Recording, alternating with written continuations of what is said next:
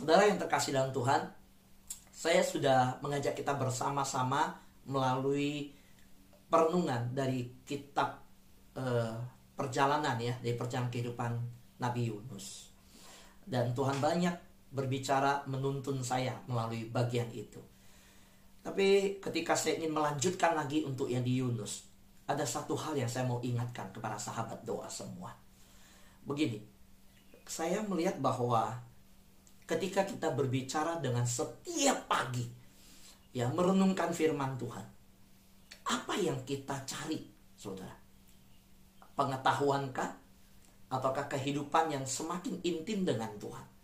Nah, karena itu, saya ingin mengajak kita bersama-sama melihat bahwa ketika berbicara firman Tuhan, saya ajak kita untuk mengambil sebuah sikap bahwa pengakuan kita, keyakinan dasar kita, bahwa Alkitab diberikan untuk mengubah hidup kita.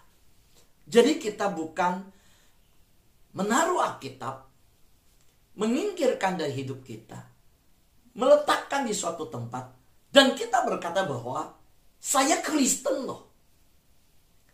Enggak demikian. Tapi justru karena kita mengakui bahwa saya Kristen, kekristenan itu adalah hubungan. Saudara, bahwa kekristenan itu bukan agama. Yesus Kristus datang dari surga ke dalam dunia, itu memulihkan hubungan kita dengan Bapa. Kalau agama adalah usaha manusia yang mencari Allah, itu agama. Dan kekristenan itu bukan agama. Kekristenan adalah kasih dari surga yang dibawa turun ke dalam dunia, yang dimana kasih itu memulihkan hubungan kita. Jadi kekristenan tanpa hubungan dengan Tuhan, itu bukan kekristenan. Jadi pertanyaannya, selain di dalam doa, selain di dalam ujian penyembahan, kita terkoneksi, berelasi dengan Bapa di surga. Lalu dengan apa lagi kita mengalami sebuah hubungan dengan Bapa? Dengan mendengar suara Tuhan. Salah satunya Tuhan sudah berikan firman Tuhan, Alkitab. Jadi bagi saya, kita harus bangun dasar iman kita, bahwa di dalam Alkitab yang telah kita terima tersebut, itu kita diberikan Alkitab, hidup kita diubahkan. Nah, mari kita lihat bersama-sama. Yakobus pasal 1 ayat 18a berkata, atas kehendaknya sendiri, ia telah menjadikan kita oleh firman kebenaran. Jadi segala sesuatu ya yang diberikan di dalam dunia ini telah diciptakan kepada Adam dan Hawa ketika diberikan. Kita tahu sejarah daripada penciptaan dunia, semua berawal dari firman. Tuhan berkata, jadilah terang, jadilah darat, jadilah laut, jadilah matahari, jadilah bulan. Semua dijadikan berawal dari firman. Dan Tuhan memberikan awal yang baru ketika kehidupan di dalam dunia yang terjadi. Tuhan juga menuntun dengan firman-Nya. Karena itu saya percaya bahwa tanpa firman Tuhan, kita tidak akan pernah bisa diselamatkan. Firman itu sendiri dalam Yohanes dinyatakan bahwa firman itu pada mulanya adalah firman. Firman itu bersama-sama dengan Allah, dan firman itu adalah Allah. Jadi kalau bukan karena firman itu, kita tidak akan pernah diselamatkan. Kita tidak akan menuju ke surga. Kita tidak akan tahu tentang kematian Yesus di kayu salib.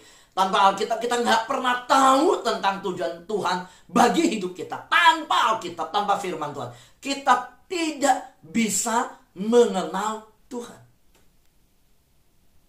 Pertanyaannya adalah, kalau demikian, saudara, semua yang kita inginkan tersedia dalam Alkitab. Apakah kita membaca firman? Saudara, saya mau katakan bahwa hari-hari ini yang jauh dari Tuhan akan makin jauh. yang dekat sama Tuhan akan makin dekat. Dan jangan salah, apa yang saya katakan yang jauh makin jauh, yang dekat makin dekat, ini dinyatakan firman kan? Bahwa pada akhir zaman, sebelum kedatangan Tuhan, orang yang dekat sama Tuhan makin dekat, yang jauh makin jauh. Saudara, saya menerima konseling begitu banyak. Kejadian di masa pandemi ini, di Jakarta Timur, dan bahkan di masa pandemi ini, saya pernah melayani ke pengadilan perceraian untuk bagaimana bisa mencabut surat perceraian. Saudara, saya dapat data di Jakarta Timur. Saudara tahu perceraian sehari berapa yang antri? Hampir 700 pasang. Saudara, ini nggak main-main, saudara. Dan di dalamnya ada nama Yohanes, ada nama Matius, ada nama Lukas, ada nama Filemon, ada nama Markus. Itu murid Yesus ada di situ semua, saudara. Terus saudara, kita mulai berpikir begini. Kalau kita membiarkan hidup kita ditentukan oleh firman Tuhan, maka kita akan menyadari bahwa bukan kita yang berkuasa memutuskan pernikahan itu. Bahwa pernikahan diputuskan itu telah dikatakan oleh kitab, hanya maut yang memisahkan. Tuhan yang mempersatukan, manusia tidak boleh menceraikan.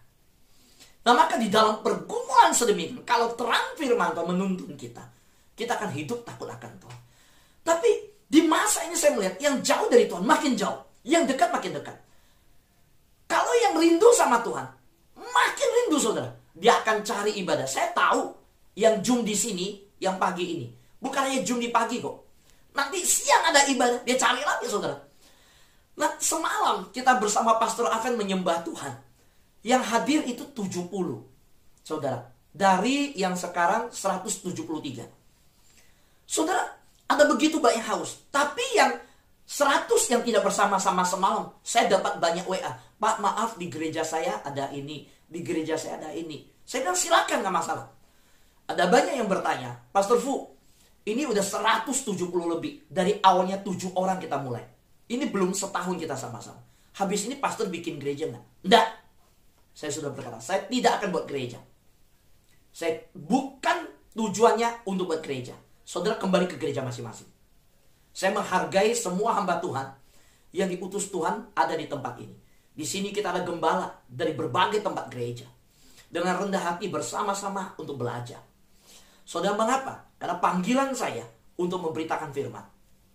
Saya tidak mau, saudara, kita tidak mengambil untuk domba dari tempat lain. Enggak. Saudara, saya hanya dipanggil Tuhan untuk memperlengkapi setiap jiwa. Saudara kembali ke gereja masing-masing bertumbuh. Itu kerinduan saya. Di sini saudara mendapatkan firman untuk bertumbuh dan terus membangun gereja saudara. Nah, kita kembali melihat bahwa kalau saudara saya dengar bertumbuh di dalam sah doa fajar, saya suka cita. Saya bersyukur. Dan saya rindu kita bertumbuh dalam perjalanan rohani. Bukan semakin banyak pengetahuan tentang firman, tetapi semakin melakukan firman. Di dalam Yakobus dikatakan, ketika kita menjadi pelaku firman, itu iman kita iman yang asli. Di dalam terjemahannya, iman yang palsu itu adalah iman yang dengar firman lalu tidak melakukan. Itu iman kosong. Itu terjemahannya. Mari kita kembali melihat kalau Tuhan menyediakan semuanya yang kita inginkan, semua yang ingin saudara dapatkan, itu ada di dalam Alkitab. Kenapa kita tidak kembali ke firman? Saya percaya semua persoalan hidup, semua jawaban yang kita butuhkan ada dalam Alkitab, ada dalam firman. Karena itu biarkanlah kita kembali kepada firman. Saudaraku yang terkasih dalam Tuhan, firman Tuhan itu seumpama sebuah benih. Dia berakar di dalam hati saudara, bertunas, bertumbuh, dan menghasilkan buah. Nah, karena itu kalau kita ingat perumpamaan dari Tuhan Yesus yang berkata bahwa seorang penabur benih itu keluar, ya, menaburkan benih, dan pada waktu benih itu ditaburkan, sebagian jatuh di tanah yang semak duri, sebagian jatuh yang berbatuan, sebagian jatuh di tanah yang tipis, dia tidak bisa tumbuh, keluar matahari, dia kering dan layu. Waktu saya mempelajari bagian ini, saudara, bagian tentang taburan benih, perhatikan baik-baik. Saudara, yang tumbuh itu berapa persen? Kalau dilihat itu ada 4 wilayah. Maka saudara, saya berdoa setiap kali melangkah ke mimbar. So waktu saya berkhotbah di masa sebelum pandemi melangkah ke mimbar, Tuhan, saya bilang, Tuhan, saya tahu benih yang dikatakan di Alkitab itu hanya mendarat di 1/4. Yang 3/4 itu gak subur. Tuhan, hamba berdoa dengan kuasa ilahi Engkau bekerja, bahwa kalau Engkau izinkan, biar bukan 1/4 yang menerima firman dan bertumbuh, tapi semua. Dan Tuhan, hamba berdoa, kalau yang 1/4 itu mendarat di hatinya, Tuhan bekerja di dalamnya. Saudara, saya siapkan hati saya sedemikian. Kenapa? Karena saya tahu saya tidak bisa melampaui batasan firman. Karena Yesus sudah mengatakan, waktu benih ditaburkan dari 4 wilayah tanah, hanya 1 bagian tumbuh. 3 itu dihimpit oleh masalah, itu yang semak duri, yang ditaburkan, dipatuk oleh iblis, ya, oleh burung dilambangkan, lalu yang di bebatuan. Saudara, maka ketika saya renung, pantesan di gereja kita khotbah di jemaat yang 1.500, di 2.000. Ya, kadang-kadang ketika saya selesai khotbah di Central Park, ketika saya berkhotbah dan gereja yang saya lihat, ya bertumbuh sih. Waktu saya khotbah saya lihat jemaatnya 800. Ketika saya diundang lagi saya lihat udah 1.000, 1.500, 1.000. Oh, saya bilang dahsyat. Tapi ketika saya renung, apakah ini semua terima firman? Enggak. Saudara, ini semua nih ya, 170 lebih. Apakah 170 lebih ini bertumbuh? Doa saya minta semua. Terima firman, benih itu bertumbuh. Tetapi bisa jadi yang benar-benar terima, yang benar-benar sungguh-sungguh lakukan, itu 1/4. Alkitab berkata yang subur 3/4 itu nggak ya? Nah, karena itu yuk, waktu kita mendengar ini, kita bicara sama Tuhan di hati. Dalam nama Yesus, Tuhan, saya mau terima firman-Mu. Saya bukan yang 3/4, saya yang 1/4 itu. Yang katakan amin, lambaikan tangan. Amin. Karena kita mau jadi yang subur itu. Kita tidak mau dipatuk ya benih itu, saudara. Kita percaya bahwa Tuhan ingin benih itu berakar, bertunas, bertumbuh dan menghasilkan buah. Nah, mari kita lihat bersama-sama. Ketika berbicara tentang firman Tuhan, maka kita yakin firman Tuhan mengubah hidup kita lebih baik. Hampiri firman. Dengarkan suara Tuhan. Saya sudah sampaikan bahwa Daniel berdoa itu sesuai firman. Daniel gak sembarang doa. Kalau saudara pelajari kitab Daniel, Daniel sendiri mempelajari kitab Yeremia. Dia tahu nubuatan di Yeremia, bahwa 70 tahun bangsa Israel yang di Babel akan pulang. Nah, soalnya kalau orang gak kenal firman, doanya sembarangan. Kemarin saya mengajarkan bagaimana firman Tuhan berkata, jika engkau berdoa mengakui dosamu, maka aku adalah Tuhan yang setia dan adil, yang akan mengampuni segala dosa. Nah, seringkali anak Tuhan mengklaim, Tuhan engkau Allah yang setia dan adil. Nah, Tuhan kan berkata di situ, jika engkau berdoa dan mengakui segala dosamu, dan perikop firman itu berbicara dalam konteks mengampuni musuh, melepaskan pengampunan. Pada waktu kita tidak melepaskan pengampunan dan kita tidak ingin Tuhan mengampuni orang itu, maka kita datang ke Tuhan dan berkata, Tuhan, sesuai firman-Mu bahwa Engkau Tuhan yang setia dan adil. Jangan menghapus kalimat di awalnya, kalau engkau mengakui dosamu. Nah, waktu kita tidak mengampuni dan tidak ingin Tuhan mengampuni orang, kita berdosa. Maka ketika kita datang kepada Tuhan, kita nggak bisa mengharapkan Tuhan yang setia dan adil. Dia setia dan adil, iya. Tetapi itu tidak berlaku. Karena apa? Tidak berlaku untuk kita. Karena kita tidak mengampuni, maka kita tidak terima kesetiaan Tuhan, kebaikan Tuhan terjadi atas hidup kita. Karena kita tidak mau mengampuni. Tuhan berkata, kalau engkau tidak mengampuni, engkau tidak akan diampuni. Nah, saudara, demikian juga ketika kita menjadi pendoa, saudara. Kita belajar dari Daniel. Daniel itu baca firman Tuhan sehari 3 kali. Pelajari kitab Daniel. Saudara, karena itu, waktu Daniel melihat bangsa Israel belum pulang kembali ke negeri perjanjian, ke tanah perjanjian. Di situ di Yeremia dikatakan, kalau mereka waktu dibuang, itu mereka tidak bertobat dalam pembuangan, mereka tidak akan pulang, walaupun nubuatan itu 70 tahun. Nah ini unik kan saudara? Apakah kita berkata nubuatan gagal? Enggak gagal. Nubuatan berkata, ada syaratnya, bahwa ketika mereka dibuang 70 tahun, sebenarnya 68 tahun persis. Ya. Nah lalu Tuhan memproses mereka. Karena Tuhan menginginkan pemurnian terjadi atas hidup mereka ketika mereka dibuang. Karena mereka sudah meninggalkan Tuhan. Tapi ketika mereka dibuang, kalau mereka tetap kembali kepada Tuhan, nggak akan pulang. Nah maka Daniel waktu melihat nubuatan itu, dia berdoa. Dia berdoa apa? Bukan hanya minta nubuatan digenapi, dia minta pertobatan terjadi pada bangsanya ini. Dia tahu kunci daripada kepulangan dari Babel adalah pertobatan. Nah, saudara lihat, maka orang yang mengerti firman Tuhan, dia berdoa, dia akan sesuai dengan rencana Tuhan. Dia bukan memaksakan kehendak, tapi dia tahu justru dia menyesuaikan diri dengan kehendak Tuhan. Maka saya percaya bahwa firman Tuhan mengubah hidup kita lebih baik. Kenapa? Sekarang kita lihat janji-janji Tuhan. Saudara, mari kita lihat. Pada waktu firman Tuhan berkata, hari depan yang penuh harapan aku berikan kepadamu. Itu Tuhan janjikan. Amin saudara? Iya. Tapi kalau saudara pelajari Yesaya 29 yang dikatakan itu hari depan penuh harapan. Selanjutnya firman Tuhan berkata apa? Kalau engkau meminta kepadaku, kalau engkau mencari aku, kalau engkau datang kepadaku, engkau akan menemukan aku. Sudah berarti saudara, Tuhan itu sudah menyediakan, tapi kita harus datang.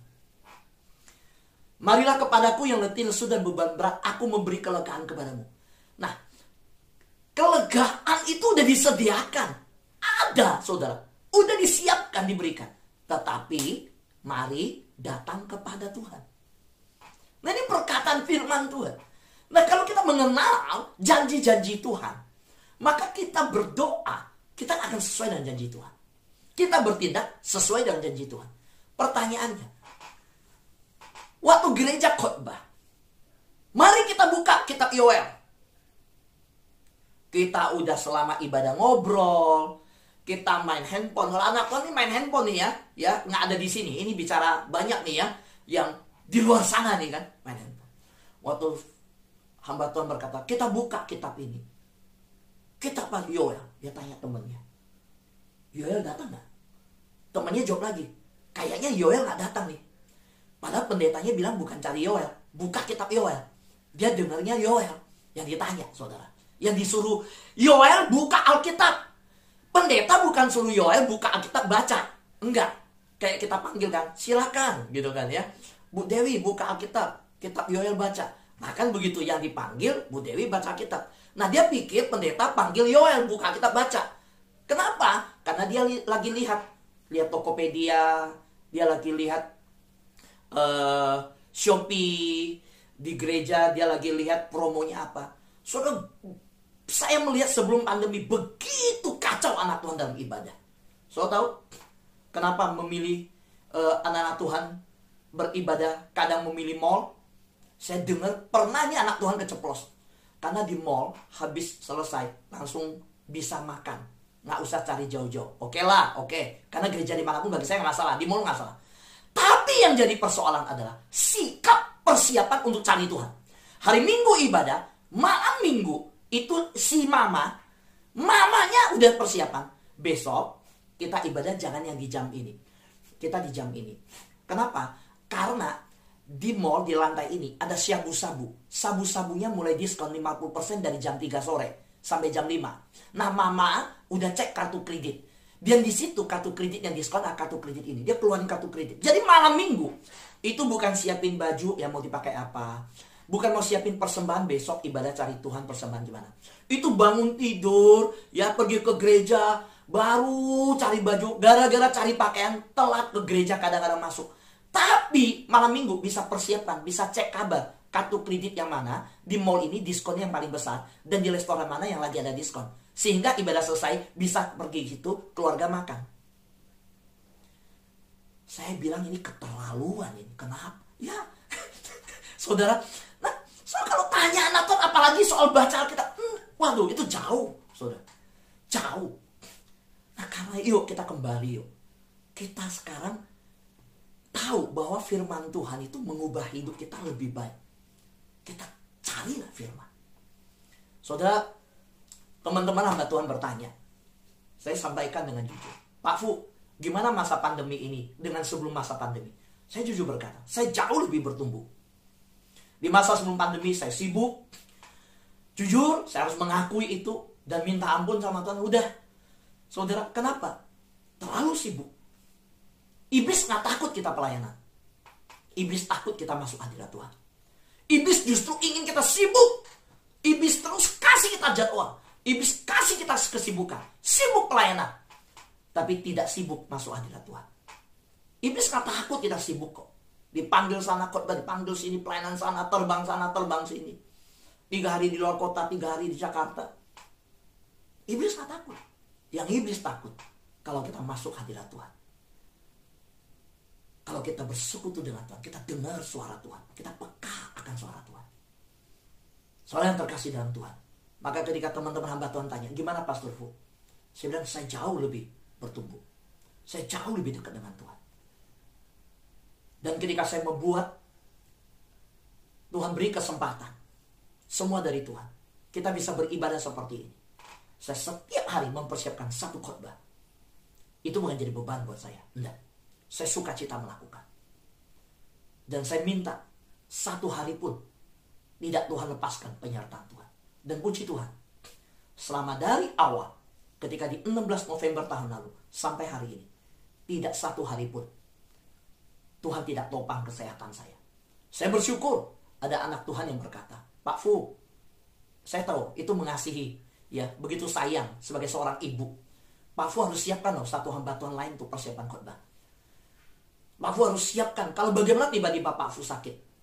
Saya bilang, ini manajemen yang baik secara manusia. Tetapi saya juga punya pengalaman ilahi bersama Tuhan.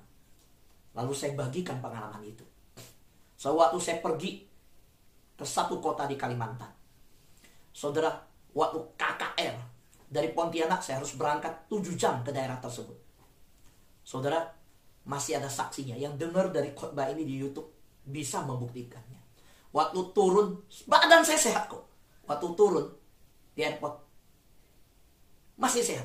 Perjalanan ke sana, sampai di tempat itu, mulai perut saya mulus, badan saya mulai gak enak. Waktu gladi resik, Pak Fu mau lihat tempat KKR, gak usah, saya istirahat, saya bilang. Waktu pulang belikan saya teh hangat, teh yang panas. Karena itu daerah begitu sulit, ya. Jadi cari barang gak gampang. Naik speedboat harus nyebrang lagi segala macam. Selesai itu malam saya KKR. Selesai KKR pulang, waduh, badan makin demam. Saya buang-buang terus. Saudara, dalam kondisi demikian, saya pegang janji firman Tuhan. Saya tahu, saya udah dikasih tahu, ya, harus banyak masuk hadirat Tuhan, terus berkenan Tuhan. Terus saya tanya Tuhan, Tuhan ini apa? Ini saya salah makan waktu berhenti dalam perjalanan 7 jam, waktu 3 jam itu berhenti, saya salah makan apa? Tuhan ajarkan, enggak. Ini serangan kuasa gelap. Wah, saya bilang ini serangan ya udah. Selesai di kota tersebut, namanya Sekura, selesai pelayanan, saya harus menuju ke Singkawang. Waktu menuju ke Singkawang besoknya, bangun, saya nggak sanggup bangun. Badan pegel luar biasa, sakit. Mereka cari makan pagi, berikan bubur buat saya bilang berikan bubur aja. Saya doa. Terus perut saya mulus terus. Itu udah buang terus dari malam. Lemes. Lalu berangkat. Waktu berangkat, waduh, mobil lain udah sampai Singkawang. Saya belum. Kenapa? Harus berhenti terus. Mampir ke rumah warga, permisi. Karena perut terus buang-buang. Apa yang terjadi? Panitia putuskan, nggak bisa Pastor Fu. Kita masih punya waktu. Ini jam 5 sore, KKR jam 7. Kita ke rumah sakit dulu. Ini nggak bisa. Ini nggak seperti biasa. Dan itu udah mulai muntah juga. Saya bilang silahkan mampir. Saudara, ketika mampir di rumah sakit, saya diperiksa. Yang panitia kenal direktur rumah sakit di situ. dan direkturnya. Maka saya langsung bisa dapat masuk prioritas untuk langsung dilayani, dicek. Dan direktur rumah sakit itu turun tangan cek saya langsung. Langsung ambil darah, langsung usahakan keluarnya cepat. Waktu darahnya keluar, soalnya tahu saya sakit apa divonis. Dan itu hasil lab membuktikan tipes. Saya bilang cepet banget tipesnya. Saya dari Jakarta nggak apa-apa. Hari pertama masuk sekolah, hari kedua di Singkawang. Ini kok cepet banget. Saya bilang ini peperangan rohani. Lalu keputusan adalah harus diinfus. Harus diinfus, harus dirawat. Saya bilang enggak. Saya setuju saya diinfus. Tapi saya jam 7 KKR, saya minta saya keluar dari rumah sakit, saya khotbah. Habis khotbah saya balik. Saya tahu rumah sakit bilang, Pak, walaupun saya direktur, nggak ada aturan begitu, nggak bisa. Kalau Bapak udah di administrasi, udah di infus, Bapak sebelum sembuh, nggak bisa, nggak, ya minta izin pulang sebelum sembuh boleh, tapi cabut infus terus balik lagi ke sini, masuk lagi nggak bisa. Saya bilang nggak bisa ya, nggak bisa. Dan Bapak harus dirawat. Saya bilang kalau nggak bisa, saya nggak usah dirawat, nggak usah dirawat. Saya habis khotbah, baru saya masuk rumah sakit. Pak, terus saya dikatakan begini, Pak, melayani Tuhan juga kasih hikmat. Kesehatan itu juga penting, Pak. Tuhan ini baik. Oh, dia bisa, dia anak Tuhan. Dia bilang tubuh ini baik Allah. Saya ngerti, saya tahu. Tapi kita punya kepekaan. Kita juga berdoa. Bagaimana Tuhan menuntun. Jadi saudara, saya bilang enggak. Saya percaya dan saya tidak melanggar firman itu. Saya tahu tubuh baik Allah. Tapi dalam hal ini saya tahu ini serangan. Saya tidak usah diinfus. Waduh, panitia panik. Lalu istri saya ditelepon untuk persiapkan tiket untuk besok terbang ke sana. Supaya saya bisa dirawat rumah sakit. Jadi mereka putuskan habis khotbah langsung dibawa ke rumah sakit. Saudara, saya bilang silakan. Tapi dirawat sekarang saya nggak mau. Karena nggak bisa KKR. Saya enggak. So akhirnya saya pergi tetap. Saudara, selama KKR ujian berlangsung, saya harus keluar ke kamar mandi. Balik lagi. Keluar. Itu pun dari pujian menuju yang setengah jam menuju khotbah. Itu saya 4 kali ke WC. Kuras semua. Saya berdoa dalam nama Yesus. Ketika pada saat dipanggil naik ke mimbar, saya naik. Saya khotbah. So tahu? Saya khotbah termasuk altar call. Itu hampir 55 menit. Udah termasuk altar call. Selesai khotbah saya turun. Panitia udah nyalakan mobil, udah posisi paling luar sehingga tidak dihalangi mobil lain. Koper saya itu nggak dicek-in ke hotel karena mereka tahu saya akan dibawa sana. Saya turun, masuk mobil, langsung dibawa. Mereka bilang, Pak, ini orang lain nggak tahu, kita panitia tahu. Pak Fu khotbah, kayak nggak sakit, seperti nggak ada sakit. Padahal dari kemarin udah ngalamin, udah termasuk tadi pagi udah mulai muntah, udah buang-buang, nggak sakit. Nah, mereka berkata begitu. Dia nggak tahu. Saya langsung jawab, iya, kamu lihat nggak sakit kan? Memang nggak sakit kok, saya bilang. Sekarang nggak usah ke rumah sakit, bawa pulang saya ke hotel, saya istirahat. Bener nih Pak.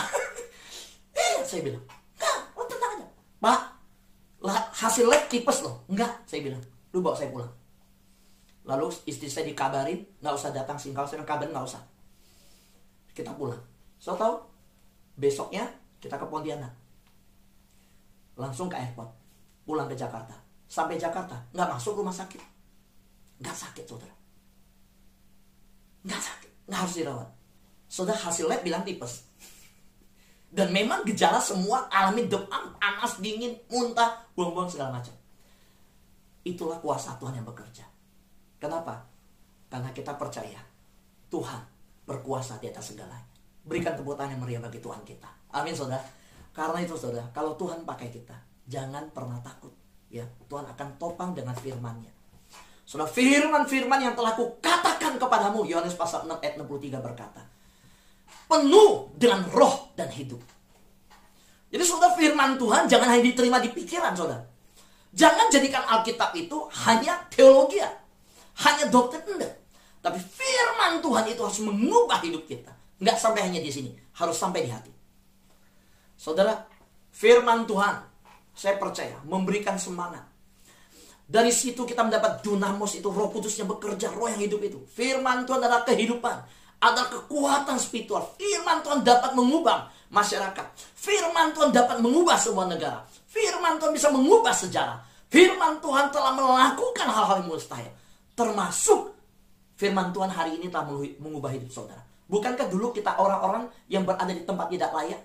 Dulu kita adalah orang yang tinggal dalam kegelapan. Dan firman Tuhan ketika menjamah hati kita. Ketika firman Tuhan datang kepada kita.